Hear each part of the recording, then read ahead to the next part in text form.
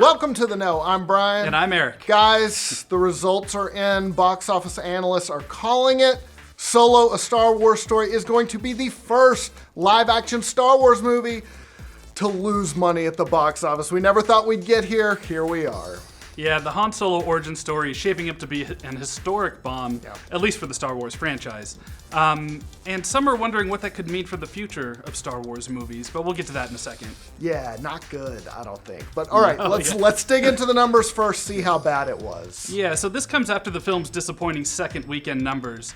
The spin-off earned a cool $29.3 million last weekend. That's cool. Sounds like a lot of money, but for a Star Wars movie, yeah, I wouldn't mind that in my bank account if you want to send that over to me. I'm poor.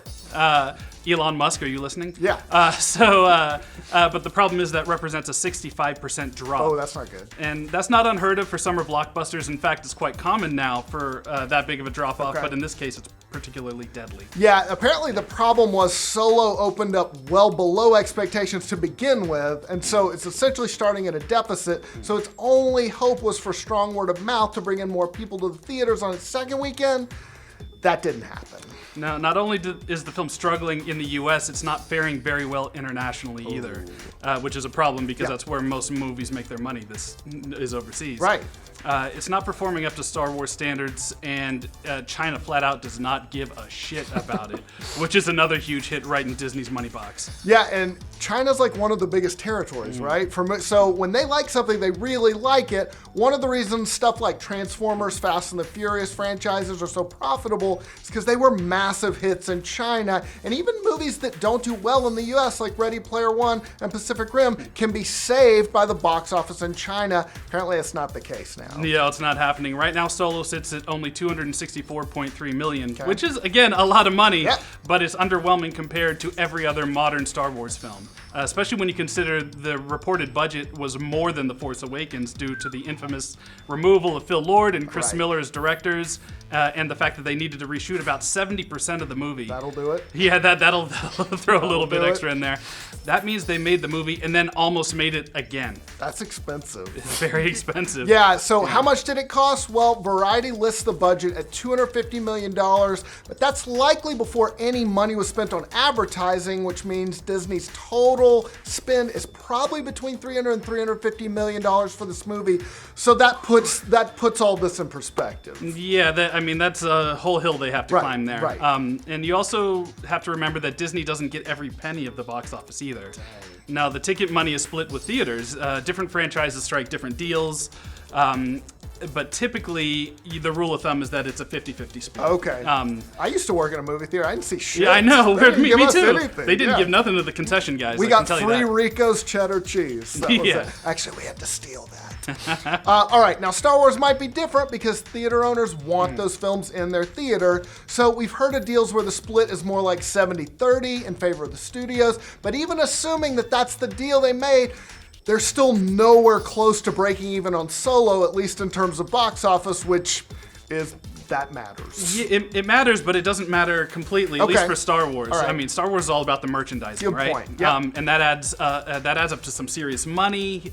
Disney has all the tie-ins, the food and beverage tie-ins, merchandising partners like the super appropriate Solo red cups. Yep. Totally. They have toys, T-shirts, beach blankets, limited art prints, and themed underoos. I bought mine. I'm wearing mine right now. Yeah. All that adds up to real deal money. They also have money. They make money on home video. Okay. Right. They sell on VOD. They sell the rights for like airline usage, cable rights. All that's probably going to a lot of different streams. Yeah, it's ultimately, I think that it's going to be okay. Okay. Yeah. So it's going to be incorrect then to say that Solo will end up losing money altogether. It sounds like what you're saying. The real thing Disney has to be worried about, though, is whether this low box office for Solo is an aberration or is it a sign that people are losing interest in Star Wars as a brand. Well, it's complicated, like many things in life. Right. Unlike in the movies, there's not a light side and a dark side to this. There are so many potential answers to why Solo flopped. Yep. It could be anything from disgruntled Last Jedi fans boycotting to the troubled production turning moviegoers off. But let's try to pick through the ruins and see if we can't figure out some of this. All right, first and foremost, there was the release date. Not only was Solo released In a bit of a crowded summer movie slot, it happened to be up between two giant tent poles, Avengers Infinity War and Deadpool 2, both of which did great. There might have been a little event movie fatigue going on with Solo not being a saga film, so many people just might have skipped it. I'm a huge Star Wars fan. I haven't seen it. I don't feel the need. I know, you're part of the problem, is what you're saying. Yeah, Why did you kill Star Wars, Brian? Why? I know how Solo ends, and it's hard to replace Harrison Ford. If it had been like totally different characters in the Star Wars universe, maybe, but...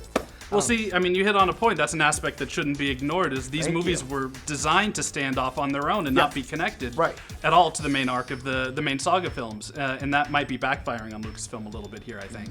People don't feel the need to see these films in order for the next one to make sense. And they're not as radically different from each other as the Marvel films are, like Black Panther and Ant-Man. You can go see both and have two different experiences, exactly.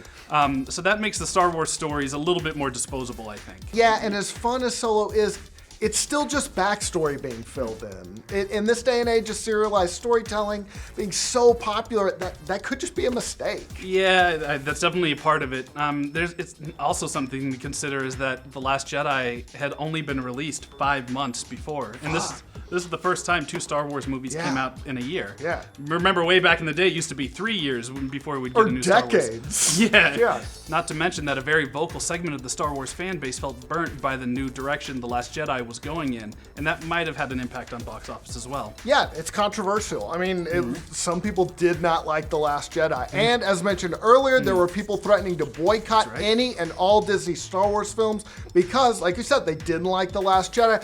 But these same groups also said they were going to boycott Black Panther and Infinity War for similar reasons. That didn't seem to matter too much to those films' box office. So it remains to be seen how effective those boycotts are. Yeah, no, for sure. Let's see, there's a ton of factors, and it's probably not one specific thing that led to Solo failing at the box office.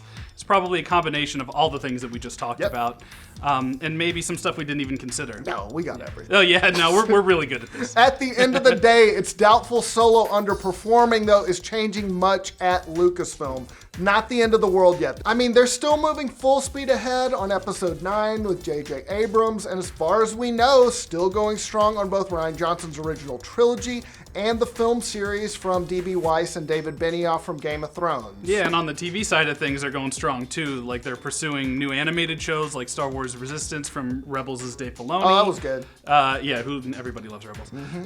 Jon Favreau is doing his live-action Star Wars series for Disney's streaming channel. I'll watch that. What they may be doing is easing off on projects they've been exploring but haven't announced officially, like the heavily rumored Obi-Wan Kenobi spin-off. Now, if Episode 9 fizzles at the box office, then it's going to be time to panic. That's a mainline entry into the series. They got a lot riding on that. That's going to be a huge sign that things are very wrong in a galaxy far, far away. So it's safe to say that Solo's performance isn't making Disney or Lucasfilm very happy. Nobody likes a bomb, but it hasn't derailed the Star Wars train just yet. Not yet. Don't panic. Yeah. All right. What do you guys think of Solo being possibly the first Star Wars film to lose money? Let us know in the comments. Yep, and for all your Star Wars and movie news, make sure to like this video and subscribe to The Know. That'll do it. So that means they made the movie. I wrote this. Yeah. All right. Okay. I saw where you're going. I had a a good way. I just couldn't stick the landing. I had a good reasoning. And the film series from Game of Thrones is D.B. Weiss and David I'm infecting you. David Benioff.